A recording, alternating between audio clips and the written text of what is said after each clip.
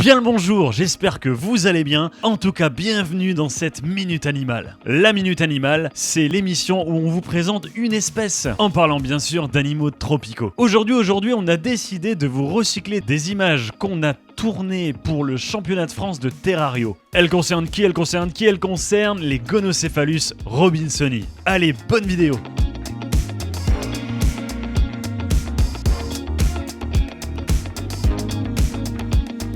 Pour ceux qui me connaissent, qui connaissent déjà ma chaîne ou qui me connaissent en vrai, vous le savez très bien. Moi, mon gros kiff en Terrario, c'est les Gonocephalus. Les Gonocephalus, c'est un genre de lézard qui vit en Asie du Sud-Est. Leur zone de répartition, en fait, s'étend de la péninsule malaise, en fait, jusqu'à toute l'Indonésie. Quand je dis malaise, c'est pour Malaisie, hein.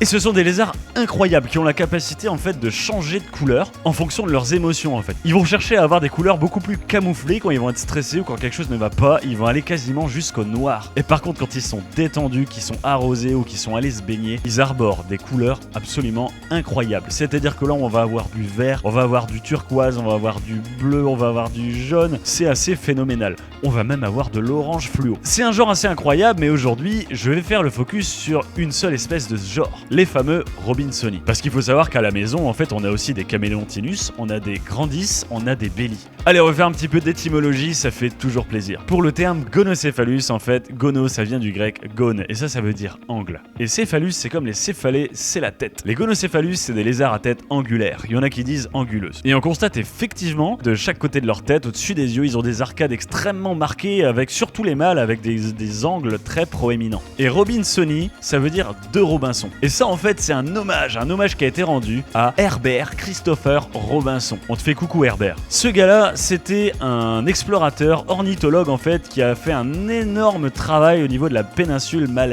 Il a découvert là-bas des tas et des tas d'espèces. Si bien qu'on a nommé les Gonocephalus robinsoni pour lui. Les Gono robinsoni, du coup, en fait, à l'étranger, ils les ont sortis du genre Gonocephalus parce que c'est vrai qu'ils dénotent un peu du reste du genre. Ils les ont appelés les Malayodracon robinsoni, c'est-à-dire les dragons malais de Robinson. Force à toi Herbert. Les robinsoni, ils ont des caractéristiques physiques incroyables. Ils sont très allongés, beaucoup plus que les autres Gonocephalus. On remarque un fort empattement comme pour les voitures, c'est-à-dire que les pattes avant et les pattes arrière sont vachement séparées, enfin plus que les autres lézards du genre. Ils vont être plus filiformes, plus allongés, avec une tête vraiment taillée en pointe, un long museau pointu. Ils vont avoir des petites cornes de chaque côté de la tête au-dessus des yeux et une crête qui part de l'arrière de la tête jusqu'au début de la queue.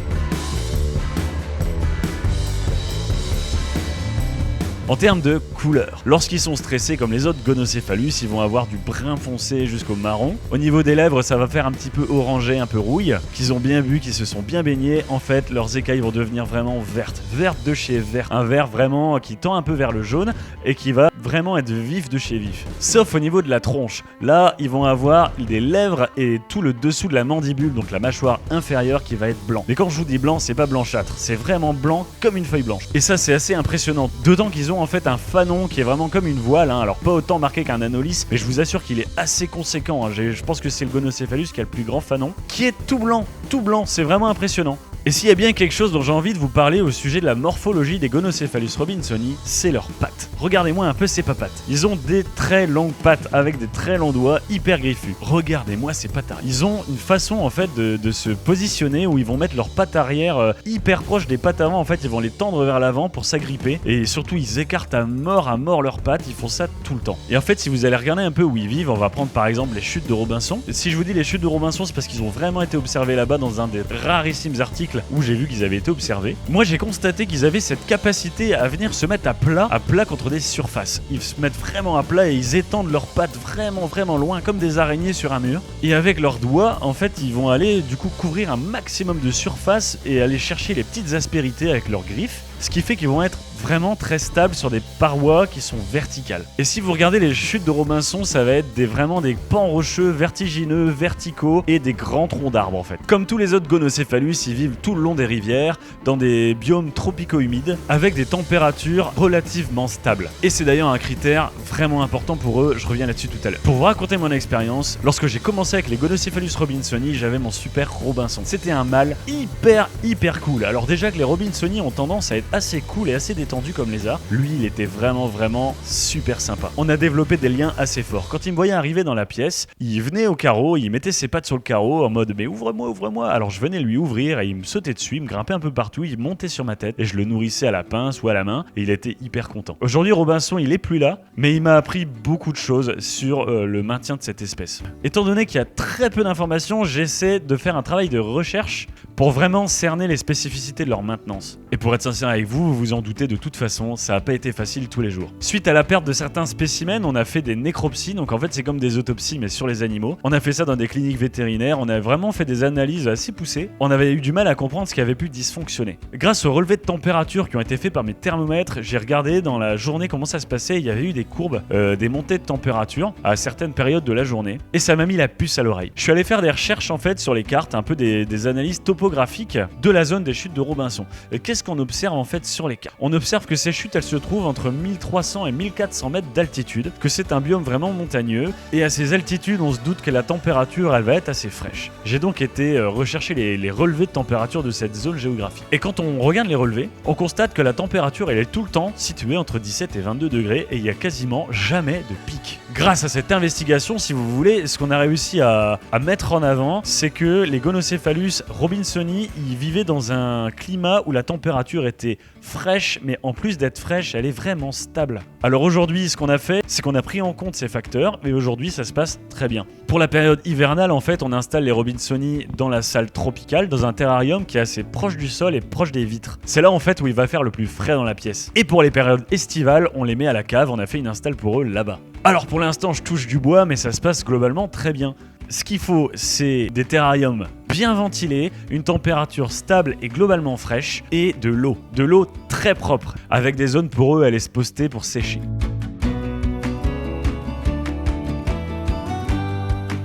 Je voulais aujourd'hui vous présenter Mara. C'est une de nos femelles. Quand elle est arrivée, c'était une stressée de service. On pouvait pas l'approcher, elle était tout le temps en panique. Aujourd'hui, elle est détendue, cool. Alors là spécifiquement pour la vidéo, elle est un peu noire, elle est même un peu stressée. Rien de bien méchant, je vous assure. Vous voyez, si elle était complètement sereine, là elle serait d'un vert vraiment très vif, hein, comme des feuilles d'arbre, avec le fanon en dessous tout blanc et les lèvres toutes blanches. Donc là elle est noire, un peu marron, à peine verdâtre. C'est typiquement les couleurs qu'ils ont quand ils sont pas sereins, quand ils essaient un peu de se camoufler. Donc elle a des beaux yeux bleus. Mara, elle a pas encore pondu, elle a jamais fait d'œuf. C'est une question de temps, Cette femelle très sympa, hein, qu'on a bien travaillé pour la rendre plutôt sereine et elle nous grimpe plutôt dessus. Des fois elle réclame même pour sortir. Bon allez, on va la laisser tranquille et force à Mara.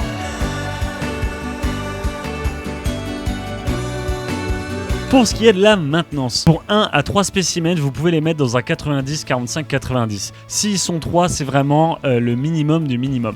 Moi, à 3, je les mettais dans un 132. On a effectivement ici des lézards qui peuvent atteindre les 55 cm de long, c'était la taille de mon gros mâle Robinson. L'essentiel, c'est pas ça. Le plus important, c'est l'aération, la ventilation. Il faut un terrarium particulièrement bien ventilé. Un flexarium d'ailleurs pourrait très bien faire l'affaire. Pour ma part, je mets des terrariums rigides en verre parce que je trouve ça beaucoup plus quali, où on a le dessus qui est grillagé et également les côtés qui sont grillagés. Si vous n'avez pas au minimum 3 faces grillagées, ça ira pas. Effectivement, la ventilation chez ce lézard est bien importante. Il passe tellement de temps dans l'eau que, en fait, en sortant, il va avoir besoin de sécher et de sécher très vite. Comme dans la nature, tout simplement. Et c'est un conseil très sérieux que je vous donne parce que les maladies chez les Gonocéphalus, ça arrive très vite. J'en ai vu des vertes et des pas mûres. En termes d'aménagement, vous allez mettre des branches verticales, en diagonale et horizontale. Alors vous n'avez pas besoin d'un niveau pour mesurer ça, vous voyez ça à l'œil et ça suffit. C'est important d'avoir les 3 plans d'inclinaison différents. Pourquoi? On observe en fait tout simplement qu'ils vont au fil de la journée et par rapport à l'exposition des différentes lumières, exploiter les 3 inclinaisons différentes. Quand ils vont dormir, quand ils vont aller se poser ou quand ils vont tout simplement aller se balader. En termes de plantes, bien sûr, mettez-moi des vraies plantes, arrêtez avec les plantes plastiques, faites-moi quelque chose de bioactif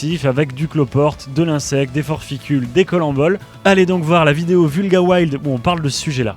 Et ces plantes, elles vont avoir un rôle essentiel. Effectivement, il faut des zones de lumière très lumineuses et il va falloir aussi des zones d'ombre. Il faut des zones d'ombre. Dans la jungle, dans les forêts tropicales, ça alterne tous les mètres entre des zones d'ombre et des zones de lumière forte. Et enfin, pour l'aménagement, mettez de l'eau. Une gamelle d'eau ne suffira pas. Il faut au minimum, comme on a mis là, comme vous pouvez le constater, ça c'est le minimum. Ça va être un bac en plastique en fait d'au moins 10 à 15 cm de profondeur. Les Gonocéphalus robinsoni adorent l'eau. Tous les Gonocéphalus aiment l'eau, ils vivent au bord des rivières en effet. Cependant, les Gonocéphalus robinsoni ont le même attrait pour l'eau que les Gonocéphalus grandis. C'est-à-dire qu'ils vont vraiment savoir nager, plonger et ils vont même faire ça souvent, ils adorent faire ça, ils mettent leur tête tout au fond des bacs. Je pense qu'ils s'y sentent très bien. Je vous invite à aller plaquer des plaques de liège ou de coco sur vos parois. Les Gonocéphalus robinsoni adorent se mettre à plat sur des surfaces globalement plates, mais avec des aspérités pour passer leurs longs doigts. Il faut croire que dans la nature, je pense que c'est un comportement qu'ils adoptent régulièrement. Pour tout ce qui est des lampes, vous allez mettre de la lumière blanche. Ça, c'est très important. La lumière blanche, elle va faire en sorte que votre lézard, il ait une visibilité semblable à celle qu'on aurait dans la nature avec la clarté du soleil. Ça va leur permettre d'être à l'aise, de bien voir leur proie et d'avoir une visibilité somme toute naturelle.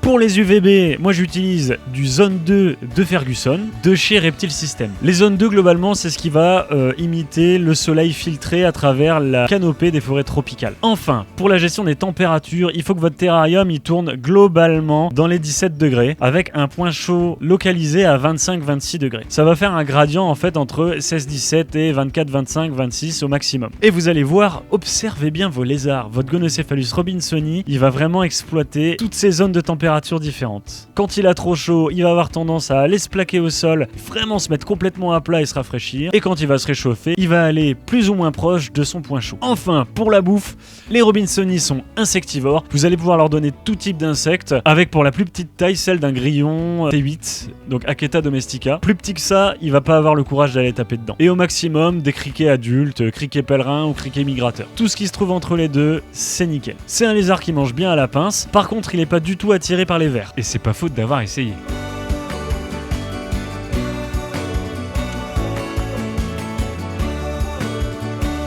En plus, il s'est passé le miracle, on a enfin eu des pontes et les œufs ils sont magnifiques. Nouveau challenge maintenant, il va falloir trouver les bonnes solutions pour bien les incuber. Ça fait déjà 3 mois que les œufs sont dans des hatchbox sur lesquels je travaille. Allez, on y croit. On y croit. J'espère que vous avez aimé ce moment au coin du feu avec moi. J'espère aussi que vous avez aimé découvrir les Gonocéphalus robinsoni. Et force à vous.